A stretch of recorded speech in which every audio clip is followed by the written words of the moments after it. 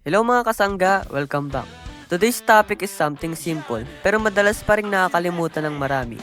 Ano nga ba ang nangyayari sa motor kapag hindi ka nagpapalit ng engine oil?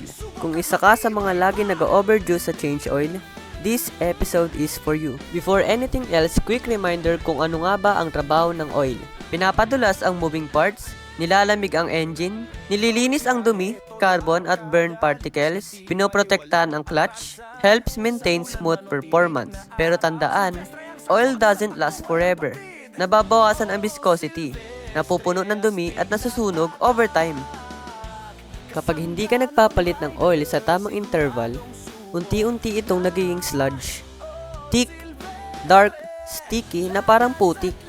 Kapag sludge na ang oil mo, mabagal ang oil circulation, hirap mag-lubricate, mas madaling uminit ang makina.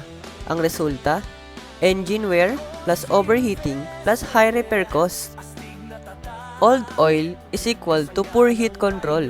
Ang mangyayari, tumataas ang engine temperature, nagiging mas maingay ang makina, sumisipa ang fan palagi, lalo sa liquid-cooled bikes. Bumabagal ang performance sa long rides or traffic. Worst case, engine seizure. Yung literal na naglalak ang makina dahil wala ng lubrication.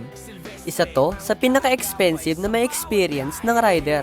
Pag wala ng film strength ang oil, ang metal part sa loob ng engine nagkakakiskisan. This leads to piston ring damage, scoring sa cylinder walls, camshaft wear, bearing damage. Hindi ito agad nararamdaman.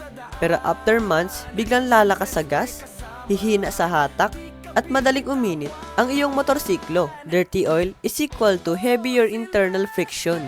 Meaning, mas malakas sa gasolina, mas mabagal ang acceleration, parang nabibigatan ang makina, rough idle, at sluggish throttle response. Marami ang nag-a-adjust ng carb EFI settings pero oil change lang pala ang kulang. Para naman sa manual motorcycles, old oil is equal to contaminated oil. At kapag marumi ang oil habang ginagamit ng clutch plates, possible clutch slip, pwede mo pang masira ang clutch assembly nang hindi mo namamalayan. Kaya mga kasangga, here's the big truth. Skipping oil changes is the fastest way to destroy your engine.